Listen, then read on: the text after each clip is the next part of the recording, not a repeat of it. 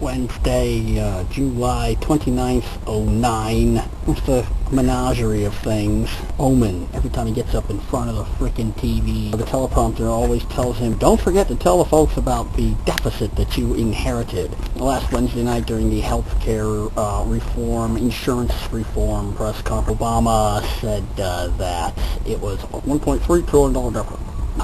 If it weren't for him pushing Bush to agree to go along with establishing this TARP fund of at least $787 billion, McCain doing the same exact thing in perfect kiss-ass fucking fashion of McCain, may he soon rest in peace, Bush had no choice but to go along with the plan, seeing that one of these two men was about to become the president in the next few weeks, and so they both seemed to think it was a good idea. So no matter who was president, they would want to have it. So he went along with it. Obama's people, they doubled the size of the deficit and then blamed it on Bush. They dwarfed that amount with the further amount that they signed up. You and me and the man behind the tree and all our private property to be confiscated by them, the administration of the devil himself. Hard to tell, but that's really dangerous, isn't it? When it's really even hard to tell this man apart from the devil, because everything is a lie. Everything is said to be for the intention of this, and it ends up doing that. We had to get the stimulus because we might go to 8% unemployment if we didn't, and now we have gone to that, and now we have 10% unemployment and 15% in some states. Okay, next, Capitol Hill has become a freaking 3-ring circus. The other day it was even 4 rings. They had a healthcare debate in one ring. In the other ring they had the Sotomayor hearings. And then in the other ring they dragged Paulson in for another grilling about, well, why wouldn't he tell where he was putting the TARP money? And because they're trying to deflect attention away from the crimes of Fannie Mae, Freddie Mac, and Barney Frank. Then there was a shooting to top that all off. And I believe that somebody was killed, or somebody took a few bullets. Witnesses in the area who were never interviewed, never seen on TV, said that they heard anywhere from 5 to 15 shots, which is pretty random. It's almost like on 9/11/01, everybody is suspicious of whoever was interviewed saying they saw the plane crash into the Pentagon when no one else did. Watching that movie Loose Change, I noticed that these people looked, they were all white and they were all very clean cut, like they were almost like FBI or Secret Service people. That clean cut, like G-men, And here you have absolutely no one, no witnesses at all. The Capitol Hill police handled it, and they don't say anything about it besides the press conferences. And the last one had this, fat black lady. That's all she said, was that she couldn't answer any questions. And then they haven't had a press conference since, which makes me real suspicious about that one too. Are we practicing putting in place now? Are the Omen or the Congress, people in Congress like, Patrick Leahy, who has more games, like, the whole anthrax thing where he sent anthrax to his own office, and Ted Daschle and Tom Brokaw and NBC Nightly News agreed to go along with the same thing, right? It's what I'm saying is they're manufacturing these. They're making a crisis to make you look that way instead of looking which way that they are worried that you might be looking, which might be the way that makes them look like not too good of a person and possibly committing some kind of illegal act and large-scale fraud on the American people. Do you see what I mean? And then, a perfect example, another guy that is great at handling stuff like this, Leon Panetta, a new CIA guy. After Nancy Pelosi sticks to her story and won't talk about it anymore. The CIA lied, right? And I'm not talking about it anymore, and that's that I'm Nancy Pelosi. I'm Speaker of the House. I do what I want. I say what I want to whom I want, when I want, and when I don't want to say anything, I don't. And nobody ever asks me again, because I tell them don't ask me anymore, and they don't, because I'm the Speaker. Zip, bam, boom. Okay? Omen's got the whole media on his side, except for AM radio and Fox News, and he's bitching about that. AM. But so he has a politician handle the CIA. Just like Panetta used to be at one time Clinton's chief of staff at the White House, and at another time Clinton's head of the Office of Management and Budget, which is the equivalent of the Congressional Budget Office, only this is the White House's budget office, you see.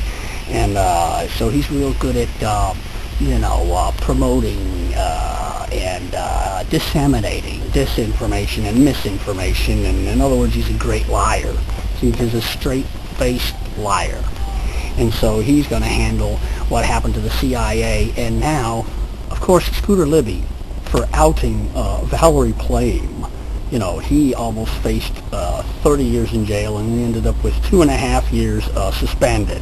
What Nancy Pelosi has done has compromised the security of CIA agents all over the world, the safety of them, because now the people who are informing them will probably not trust them, you see, because of they see all the politicking that this administration is doing with them, and therefore, they could just plain old, drag him off. If there's a reward in some enemy country for a CIA guy, they could just very well just take him and kill him and hand him in for money, Yeah, the Gates gate,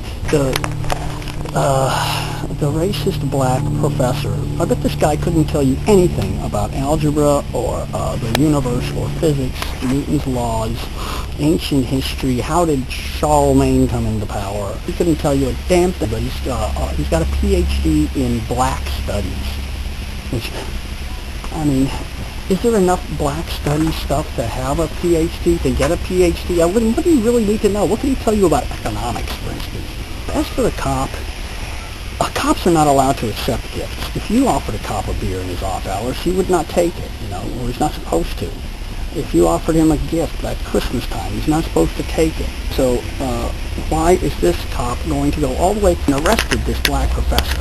Now he's going to go have beer with him with the president? I say this is all contrived. I'm saying the cop is in on it. Maybe he's not in on it. I could be wrong. He was used, though, effectively. Either way, whether you were in on it or not, you could be used.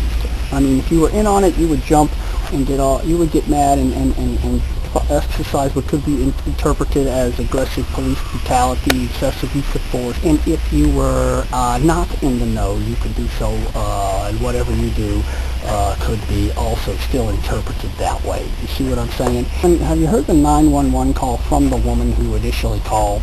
That was a very fishy call to me. She said, I'm just calling for a neighbor lady who's afraid. Well, why doesn't the neighbor lady get on the phone? She just happened to be coming down the street at this time. I suppose it's possible. I guess Cambridge is in kind of an urban or suburban area, probably, because that neighborhood's that bad that there would be 2 grown men breaking into the door. And then a lady across the street, the neighbor lady's worried about it. She doesn't recognize who it is. That is her neighbor, a man with a cane. It just stinks to high heaven to me. And now they're going to this contrived little fucking picnic table on the White House grounds. Well, you know what that's all about. That is so that everybody can peer through the fence and through the windows with their cameras and say, oh, I wonder what they're doing. Oh, it looks like 3 men drinking beer. It could be a common backyard experience. Hell, it could be having equanimity with your common Skid Row bums meeting at the city park, drinking 40s and passing around a blunt. I guess it's supposed to have that kind of atmosphere. Wonder where Obama's going to sit. The bench, the picnic bench, you got 2 sides, so 3 guys. Whose side's going to sit on?